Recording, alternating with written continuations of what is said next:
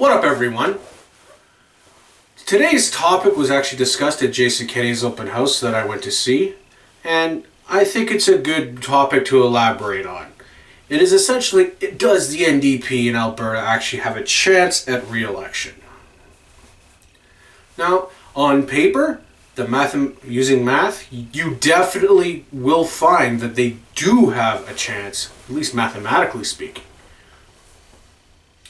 In a race where, let's just say, the two conservative parties, the Progressive Conservative Party of Alberta and the Wild Rose Party, don't get united, there's a strong chance that there'll be those two parties in the race, the NDP, the Alberta Liberal Party, and the Alberta Party. That's 5 parties. In a 5-way split, with 5 parties competing over votes, there is a strong chance that they could still edge out a victory. In a 5-way race, you have to actually compete for less of a percentage to actually win. Where you could win in the mid to high 30% range. If they only have to compete for that number. Now, if you take parties or different options away, this gives... it's a double-edged sword, really. You personally lose options. You have less options to choose from, sure. However, the opposition has a better chance of finding a specific party they would want to go to that would get more votes. Yes. Now, you know me, I'm not a proponent of vote splitting. I get it, it is a legitimate phenomenon where parties do split votes. However, I think parties live and die on their ability to attract voters. If you attracted enough voters, they would have voted for you. You would have won the election. The problem is, you didn't.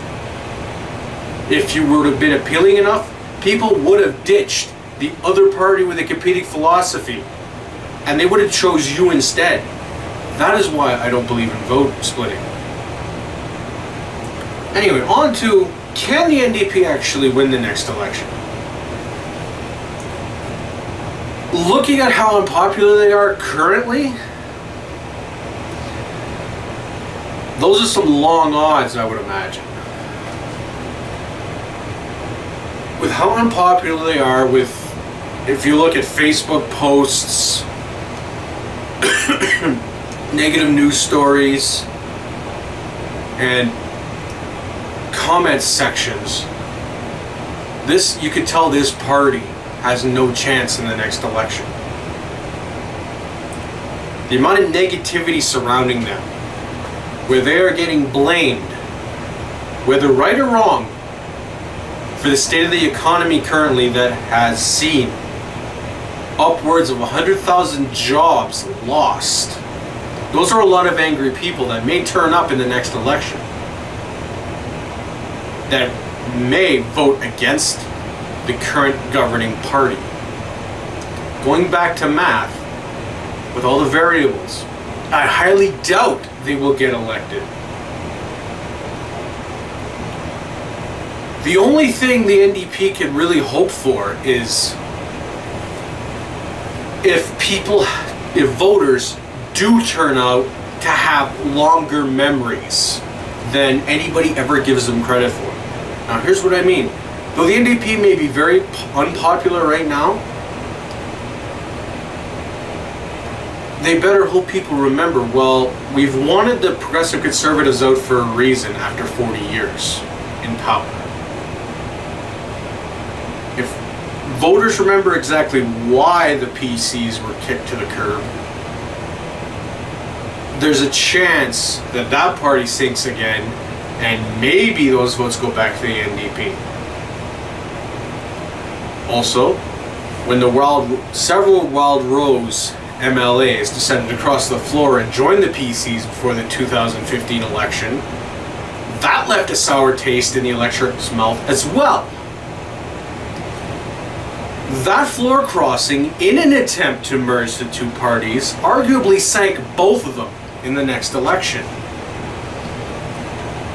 So if voters had long enough memories, they could also look at the Wild Rose and go, I still don't trust you. However, there's other variables when it comes to the Wild Rose as well. Their leader, Brian Jean, I have mentioned in other videos how, yes, he has fallen for some traps from environmentalists, sure.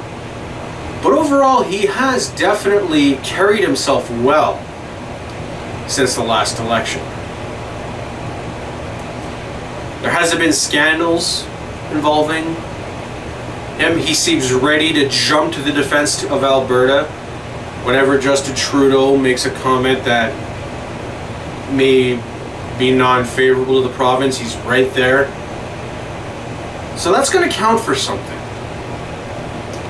Whether you agree with that party or not, that should count for something. And maybe just call it a gut instinct based on the anecdotal evidence I see, which I get. We can't really use that as concrete evidence. But as I see it right now, I could see the Wild Rose reaping the benefits of the next election. I can't see a merged PC Wild Rose party doing very well. Personally, because the baggage the PC party now has after 40 years, after a 40-year uninterrupted governing term. Well, it was 43 to be precise, but either way, after that long a term, to the point where it annoyed enough people to boot them out, they have a lot of baggage. There were a lot of accusations of corruption and arrogance and being out of touch. That doesn't just go away in 4 years. I don't know why the Wild Rose would want to marry themselves to that. You never know. Maybe they feel the NDP does have too big of a chance to win and they can't risk it. I don't know. All I know is with enough people out of work and frustrated at Rachel Notley, whether they have a point to be or whether they don't, I think there is enough people angry that the NDP will be voted out no matter what in the next election. They may even get results that rival Bob Rae's in Ontario in the 90s, where the party gets decimated. I personally cannot see a scenario where they win.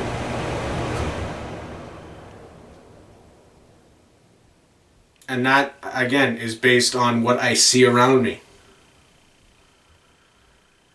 Maybe I'm wrong, but that's just how I see it.